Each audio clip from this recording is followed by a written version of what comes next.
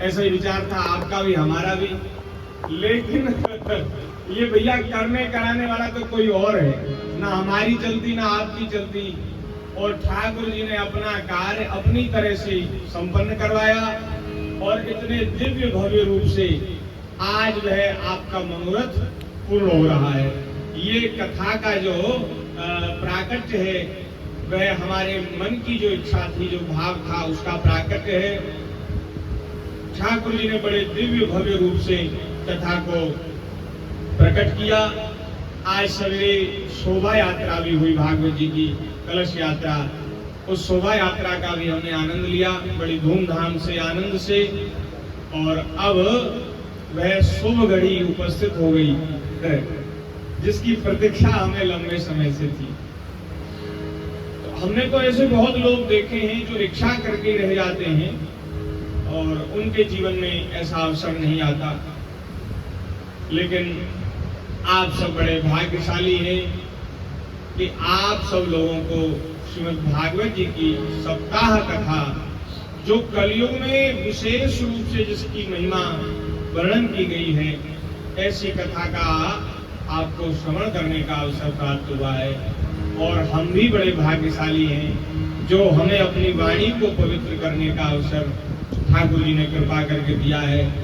वाणी की पवित्रता भगवान के गुणगान में ही है।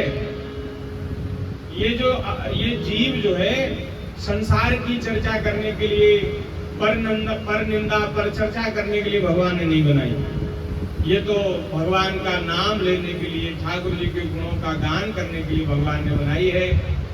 गोस्वामी जी ने कहा, जीह सो दादुर जीह समाना, जो नहीं करे राम गुण गाना। बोले जो राम जी के गुणों का गान नहीं करती, ऐसी जीव तो मेढक की जीव के समान है।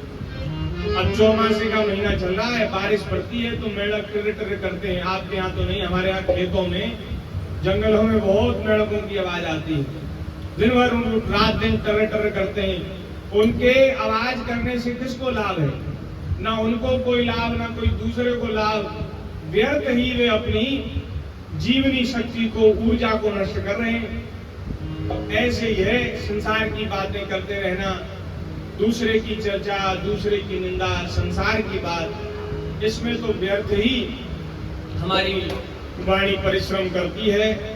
भगवान की कथा कही जाए, ये जीव की सबसे बड़ी सार्थकता है।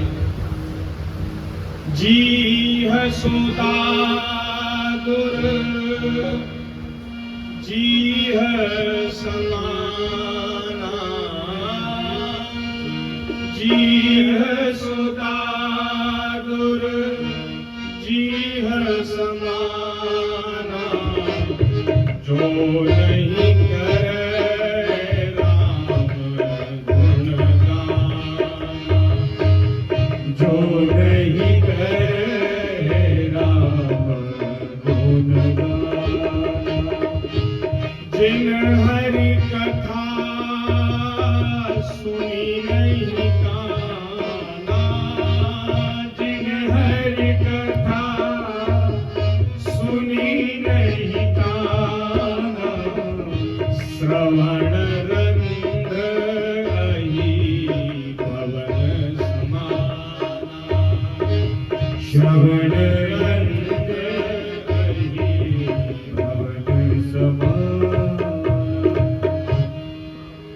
और वो कान भी, कान के गड्ढे, श्रवण रंध्र, बोले वो ऐसे हैं जैसे सांप बिलों में रहता है, बिल में गड्ढे में रहता है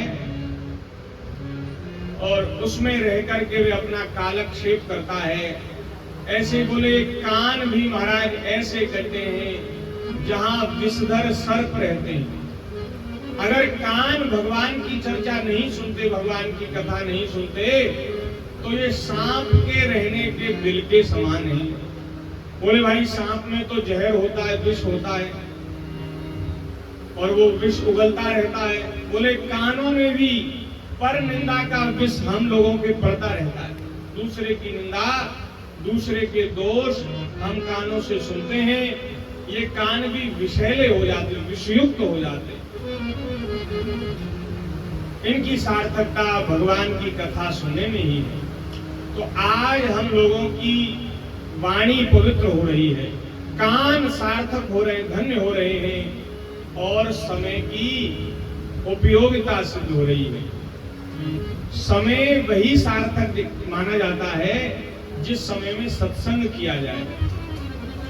धन्य घड़ी सोई जब सत्संगा, वही घड़ी धन्य है जिसमें सत्संग किया जाए, भगवान की कथा सुनी जाए, कही जाए।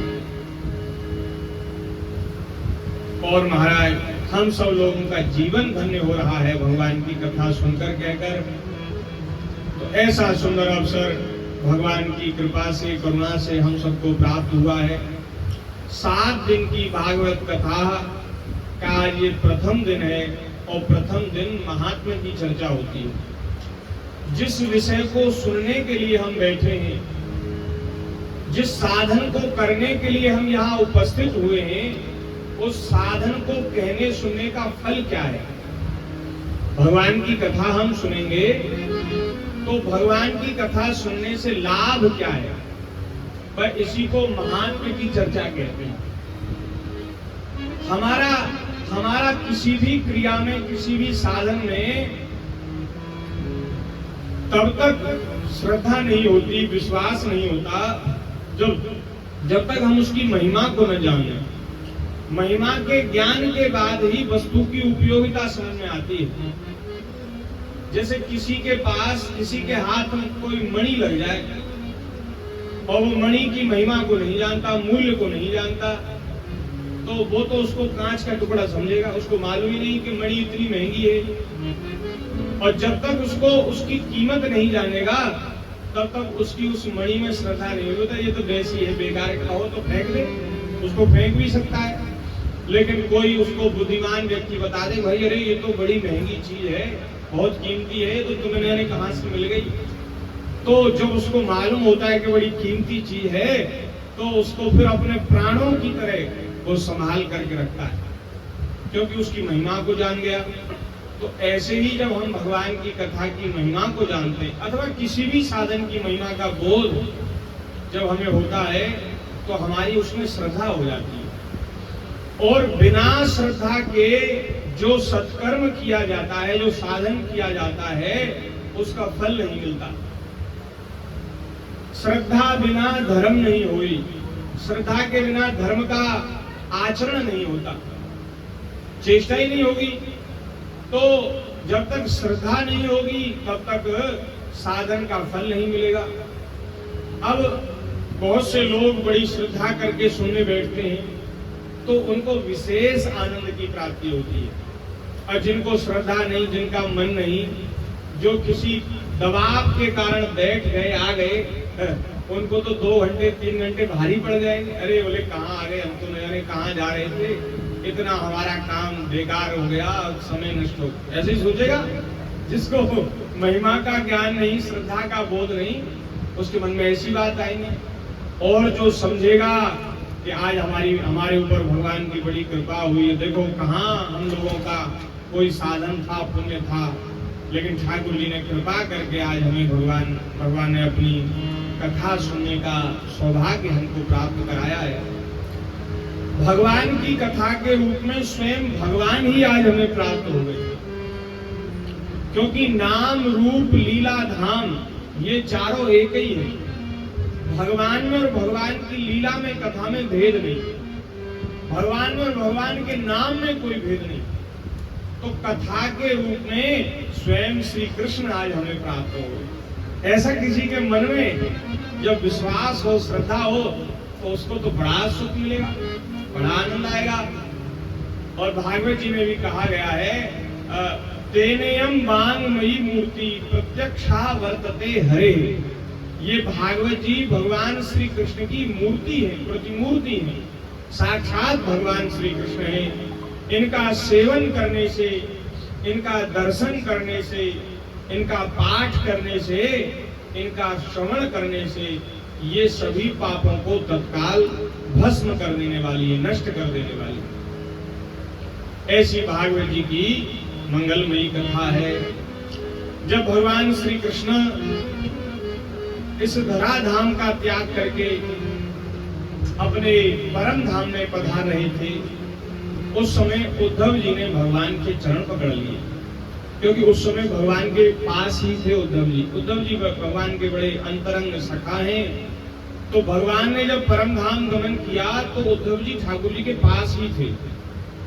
उद्धव जी बड़े व्याकुल हो गए और बड़े दुखी होकर के नेत्रों में जल भर करके उन्होंने भगवान से कहा, प्रभु आप तो इस धराधाम को त्याग कर चले जाएंगे और पीछे से यहाँ कलयुग भी आने वाला है।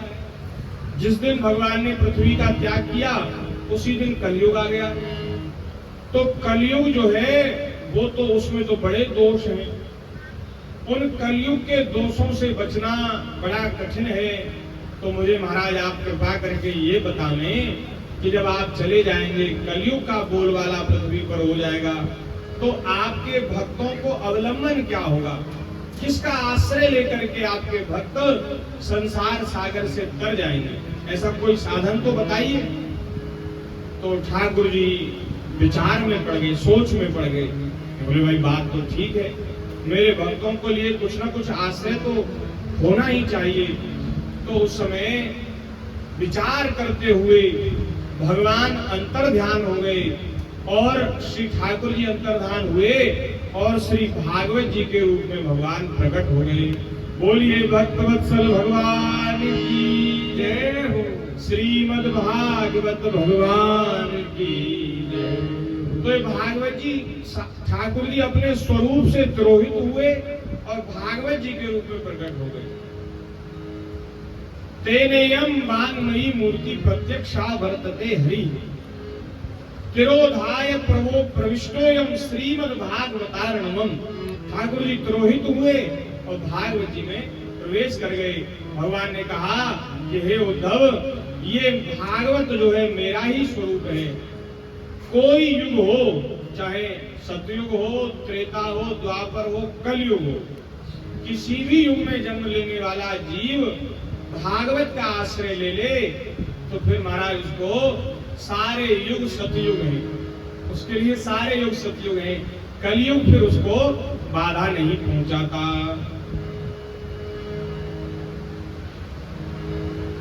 तो भागवत जी साक्षात भगवान का स्वरूप है, ऐसी सुंदर महिमा है।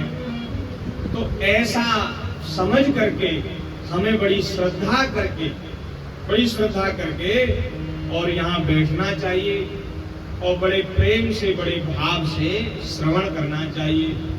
हम लोगों के मन में तमाम तरह की शंकाएं रहती हैं, तमाम तरह के संशय रहते हैं और संशय और शंकाएं इसीलिए रहते हैं कि हम भगवान की कथा नहीं सुनते, सत्संग नहीं करते। अगर सत्संग करें तो सारी शंकाओं का समाधान हो जाए, कोई संशय ही न रह जाए। बात बात पर हमारे मन में प्रश्न उठते हैं, कोई हमें कुछ कह दे तो हमारी बुद्धि एकदम ऐसे चौराहे पर खड़ी हो जाती है कि अब क्या करें, कहाँ जाएं। अब हमें कुछ सूझता नहीं, समझ में नहीं आता। तो ऐसी परिस्थिति में हम सबको सत्संग करना चाहिए, भगवान की कथा सुननी चाहिए। कथा को ही सत्संग कहते हैं। मानस जी में गोस्वामी जी ने लिखा, बिनु सत्संग न हरि कथा, तेहि बिनु मोह न भाग। मोह गए बिनु राम पद, होय न दृढ़ अनुराग। होय न दृढ़ अनुराग। सत्संग को ही हरि कथा कहते हैं और बिना हरि कथा के, बिना सत्संग के मोह दूर नहीं होता। ये संशय को, शंकाओं को ही मोह कहते हैं। मोह माने अज्ञान, मोह माने अंधेरा। अंधेरा जब होता है तो हमें दिशा नहीं सूझती, कहाँ जाना है, किस दिशा में जाना है। घर में अंधेरा हो जाए तो ये पता नहीं चलता कि घर का दरवाजा कहाँ है, द्वार कहाँ है। तो हम लोगों के अंतःकरण में अंधेरा है, अज्ञान है, उसी को मोह कहते हैं। तो मोह के कारण हमें कर्तव्य अकर्तव्य का बोध नहीं होता, और उजाला हो जाए, प्रकाश हो जाए तो फिर सब कुछ दिखने लगता है। तो यही है, जब मोह दूर होता है तो ज्ञान का प्रकाश हो जाता है, और ज्ञान के प्रकाश में फिर सारी शंकाएं, सारे संदेह नष्ट हो जाते हैं। और मोह नष्ट होते ही श्री ठाकुर जी के चरणों में प्रेम हो जाता है। मोह गए बिनु राम पद होए न तृण अनुराग। जब तक मोह नष्ट नहीं होता तब तक भगवान में प्रेम भी नहीं होता। मोह क्या है? ये असत संसार, असत माने असत्य, मिथ्या संसार, और ये नाशवान शरीर, इसमें हमने संबंध जोड़कर इसको, शरीर को मैं मान लिया और संसार को अपना मान लिया, मेरा मान लिया। भाई यही मोह है। शरीर संसार से जो हमने बड़ा दृढ़ संबंध जोड़ रखा है, पर इसी का नाम मोह है। और जब तक शरीर संसार से संबंध टूटता नहीं, मोह नष्ट नहीं होता, तब तक भगवान के चरणों में अनुराग नहीं होता। और मोह कैसे नष्ट होगा?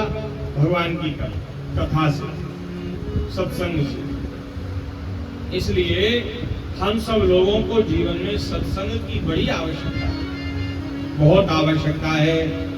तो समय समय पर भगवान की कथा हमें सुननी चाहिए, सत्संग करना चाहिए। तो ऐसा सुंदर अवसर हमें प्राप्त हुआ है। आज प्रथम दिन है, महात्मा की चर्चा होनी है। तो महात्मा की चर्चा जो सौनक आदि 88,000 ऋषियों के और सूत जी महाराज के बीच में हुई है, उसका स्मरण हम कर रहे हैं। बोलिए भक्त वत्सल भगवान की जय। सौनक जी नैमिषारण्य क्षेत्र में विराजमान हैं, और उन 88,000 सौनक आदि ऋषियों ने एक बार सूत जी को व्यास गद्दी पर बिठाया और उनका पूजन किया। और महाराज वे सब लोग हाथ जोड़ करके उनसे बोले, ऋषि बोले कि बोले महाराज, आप जो हैं बड़े ज्ञान विज्ञान से संपन्न हैं, और वेद पुराणों का आपने स्वाध्याय किया है, श्रवण किया है, गुरुजनों से आपने श्रवण किया है। तो उन शास्त्रों में, उन सद ग्रंथों में जीव के कल्याण का कोई सहज सरल साधन, शाश्वत साधन, शाश्वत कहते हैं जो पहले भी था, अब भी है, आगे भी रहेगा, जिसका कभी अभाव न हो, उसको शाश्वत कहते हैं। तो ऐसा कोई शाश्वत साधन बतलाइए जो सबसे अधिक कल्याणकारी हो और पवित्रों को भी पवित्र करने वाला हो। पावनानाम च पावनम, पवित्र को भी पवित्र कर दे, तथा जो भगवान श्री कृष्ण की प्राप्ति करा दे। कृष्ण प्राप्ति करम सस्वत साधनम तद्वदाधुना, ऐसा कोई साधन आप हमें बताइए जो कल्याण करने वाला हो और भगवान श्री कृष्ण की प्राप्ति कराने वाला हो। तो सूत जी ने प्रसन्न होकर के सौनक आदि ऋषियों से कहा, प्रीति सौनक चित्ते ते यतो वच्मि विचार्य च सर्व सिद्धांत निष्पन्नम संसार भयनाशनम। सूत जी ने कहा, हे सौनक आदि ऋषियों, आपके हृदय में भगवान के चरणों में प्रीति है, निष्कपट प्रेम आपके हृदय में है। इसलिए मैं आपको संपूर्ण शास्त्रों का सिद्धांत बताता हूं, निष्कर्ष बताता हूं, जो जन्म मृत्यु के भय का नाश कर देने वाला है। तब महाराज उन्होंने, सूत जी ने कहा कि भैया, कलयुग में सभी दोषों से छुड़ाने वाला, श्री भगवान की प्राप्ति कराने वाला, जीव का सहजता से, सरलता से कल्याण करने वाला उपाय है श्रीमद् भागवत की कथा का श्रवण। भागवत जी की कथा श्रवण हो तो हम सब लोगों के जीवन की जो समस्याएं हैं उन सबका समाधान हो जाए, सबका समाधान हो जाए। हम लोग जो अमंगल के समुद्र में गोते खा रहे हैं, जब देखो जब जीवन में विपत्ति, तब देखो दुख संकट, जब देखो ये सब नाटक संसार में चल रहे हैं, क्योंकि हम लोगों ने दुख रूप संसार से संबंध जोड़ रखा है, इसलिए हम इस सुख दुख के चक्कर में पड़े हुए हैं। तो इस अमंगल के चक्र से मुक्ति कराने वाला, भगवान के चरणों की प्राप्ति कराने वाला साधन है भगवान श्री कृष्ण की ये सुंदर पवित्र कथा, श्रीमद् भागवत की कथा। और सूत जी ने कहा है, शौनकादि ऋषियों, जब सुखदेव जी परीक्षित जी को कथा सुना रहे थे उस समय देवता भी अमृत का कलश लेकर के सुनने की इच्छा से वहां आए थे। सुख क्षेत्र में, सुखताल में, जहां मुजफ्फरनगर में सुख तीर्थ है, सुखताल है, जहां सुखदेव जी ने परीक्षित जी को गंगा जी के तट पर कथा सुनाई थी, तो वहां देवता आए। देवताओं ने कहा, महाराज परीक्षित को साथ लगा है, ये 7 दिन में मर जाएंगे, तो हम अमृत का कलश लेकर आए, आप अमृत इनको पिला दो, अमृत पी लेंगे तो फिर इनकी मृत्यु नहीं होगी, और इसके बदले में आप हमें कथा सुना दो, इनको तो अमृत पिला दो, आप हमें कथा सुना दो। सुखदेव जी ने पूछा, भाई तुम इतने ही प्रेमी हो कथा सुनने के, तो तुम इतनी सब भीड़ को पार करके आगे आए हो और यहाँ कथा में बाधा बन रहे हो, व्यास जी को ही तुमने चुप कर दिया, और व्यास जी से तुम सौदा कर रहे हो, सौदेबाजी, कि अमृत ले लो, कथा दे दो, क्या चाहते हो? बोले महाराज हम ये चाहते। उन्होंने कहा तो नहीं, लेकिन सुखदेव जी उनके मनोभाव को समझ गए। सुखदेव जी समझ गए कि ये अमृत का कलश लेकर के स्वयं यहाँ मुख्य श्रोता के रूप में भागवत की कथा सुनना चाहते हैं। बड़े चतुर हैं देवता, ये जानते हैं कि ये कथा जो है अमर होने वाली है। हाँ, जब तक ये धरती रहेगी, दुनिया रहेगी, तब तक सुखदेव जी और परीक्षित जी के संवाद को गाया जाएगा। देवता बड़े चतुर हैं, बोले हमारा नाम भी अमर हो जाएगा। सुखदेव जी ने देवताओं को कथा सुनाई, ऐसा हो जाएगा। तो बोले परीक्षित जी तो अमृत पी लें, अपने घर चले जाएं, और मुख्य श्रोता आप हमें बना लो। तो सुखदेव जी ने फटकार दिया, डांटा, बोले तुम अमृत का घड़ा लेकर के आए हो और कहते हो हमें कथा सुना दो। अरे ये तुम्हारा स्वर्ग का जो अमृत है ना, ये कथा अमृत की तुलना नहीं कर सकता। अगर सौदेबाजी करनी है तो सौदेबाजी तो फिर ऐसी होती है कि भाई इस हाथ दो, इस हाथ लो। अब तुम तो हमें दे रहे हो कांच का टुकड़ा और हमसे मांग रहे हो मणि, तो ये कोई सौदेबाजी हुई? सौदेबाजी तो समान वस्तु में होती है, समान वस्तु है, या तो उसका मूल्य दिया जाए, नहीं तो ऐसी ही वस्तु वापस दी जाए। अब सौदेबाजी भी कर रहे हो और इतनी हल्की तुच्छ वस्तु दे रहे हो उसके बदले, कथा के बदले, ऐसे सौदेबाजी नहीं होगी। बोले व्यापार करते हो, ये व्यापार नहीं चलेगा। अरे कहां तो भगवान की कथा का अमृत और कहां ये स्वर्ग का तुच्छ अमृत। जैसे कांच और मणि की तुलना नहीं है, ऐसे ही महाराज स्वर्ग के अमृत और इस श्रीमद् भागवत अमृत की तुलना नहीं। क्व स्वधा क्व कथा लोके क्व कांच क्व मणिर्महान। कहाँ कांच, कहाँ मणि, कहाँ अमृत, कहाँ कथा। क्व स्वधा क्व कथा लोके क्व कांच क्व मणिर्महान। ब्रह्मरातो विचार्येयं तदा देवान् जहासः देवताओं को फटकार दिया, बोले तुम अब कथा की महिमा जानते नहीं, सौदेबाजी करते हो, इसलिए तुम कथा सुनने के अधिकारी नहीं हो, हम नहीं सुनाएंगे कथा। उनको भगा दिया।